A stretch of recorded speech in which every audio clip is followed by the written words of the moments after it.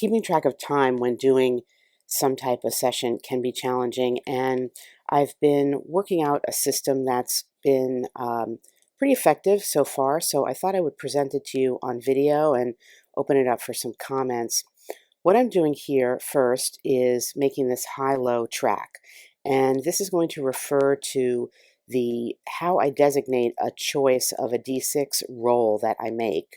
I'm going to be rolling 2d6s each time a scene ends, or each time there is what I would consider to be time having passed. And I'm going to characterize the choice of the d6 that I make as either high or low. This will work for any number of days or periods of time you want to account for. Each day or period of time will end when it has 6 pips in it. Then you go to the next one. So let me show you how this works. We're going to be rolling our 2d6s.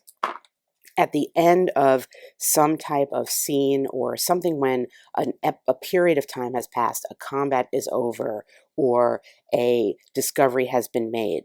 And we will choose one of our d6s and we will designate it as either high or low. We must run through this 7-stage designation before moving on to the other one.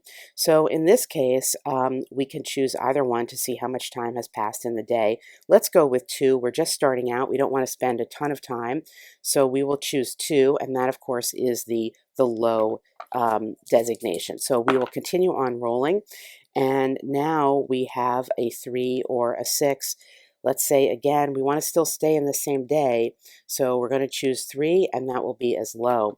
But the implication is that we only have one more option to roll and choose the low die. Now, we may be out of the day anyway, regardless, as you can see here. So we would be out of the day regardless. Per the little rules that I'm setting up here, if you can meet the actual 6, you must. So given this, I've got 1, 2, 3, 4, 5. Per my rules, I can't choose the 5 and mark it as high. Just to get that out of the way, I must go with what actually matches the 6, and that is the end of the day. So I've used up all my low slots here. We're continuing on with our session. It's a new day has happened. We need to do another roll. Now, in this case, we rolled something that if we had the choice, we could designate either as a high or a low. But because of where we are, we must designate that as a high. And in a sense, we got away with something because we were going to be a 3 no matter what. But we just spent half a day now. Now, unfortunately, we have no choice but to choose the 4 as the high number. And in this particular case, the day would have ended anyway because we happened to roll a 3. But in certain cases, you could see that if this had been a 2 or a 1, we could have continued on in our day if we had the option still to go low, but we didn't. And this is the function of this is to force you to continue to move along and make choices as you go. And we continue rolling for the new day, but again, we are still working within here because of the number of rolls, so we can't at this point choose just this one to have time passing slowly. We are forced to make this entire day go and end because of this structure. So this is one example. Now, obviously, you could extend or change the dice that you're using here. So you could use a D8, for example, or even a D10. Let's take a look at doing this system with some D8s. Same structure here, and we're going to have time passing for 3 days. So we rolled low. So with a low roll, perhaps we'll take the 2 as a high, and in this case, we're going to get 8 pips for a day passing. So that would be 1 scene in the day. And now we've rolled an 8 and a 4. So we have this decision to make. Is the entire day going to pass immediately, or are we going to keep going with this day? We'll choose the 4, 1, 2, 3, 4, and we can mark that as low. And in this instance, you see we're making the choice to have the other roll be high was perhaps wise if we wanted to keep the day going. Now, of course, all of this presumes that you care about time passing. My assumption is that if you didn't care about time passing, you wouldn't be marking it in your session anyway. Here we are with an 8 and a 7, and either way, the day is going to end. So we might perhaps, if we care about time passing, choose the 8 and say we chose a high. So day 1 has passed with basically essentially 3 different scenes in there.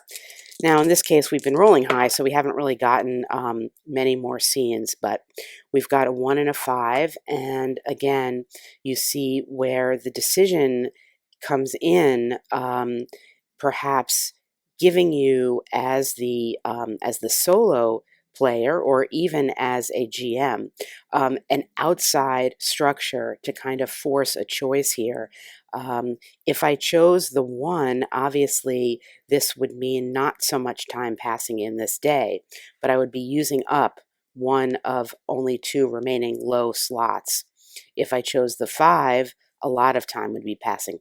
I think for right now, I'm going to choose the 5. I'm going to choose the 5. 1, 2, 3, 4, 5. A lot of time has passed in this day, and I continue rolling. And now if I roll, a 1 and a 2 now, a couple of times, I'll be in good shape, but I did not. So in this case, either way, actually, either way, the day is going to be over. So I'll go with the 8, and that day has ended with only 2 scenes, but now I've got 2 low slots left to start me out. So I can choose the 1 here. For day 3, we have 1 scene. And for the second scene, I can still choose the low. So we've got 2 scenes with only 3 out of 8 pips. And now we move on to this second banner. I have, let's say I'm working and I really need to spend as much effort in day 3 as possible. I have 3 options to choose low on my next rolls.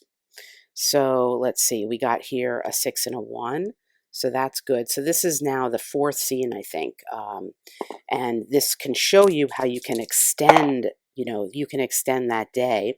And now we're over here. So we get to 5. We would be over. And 1, 2, 3, 4. Actually, so we could choose the 8 and mark it as a high. And we're over. So that is, those are some examples. Again, you could also do this with a D10, depending if you found that you weren't getting enough scenes per day.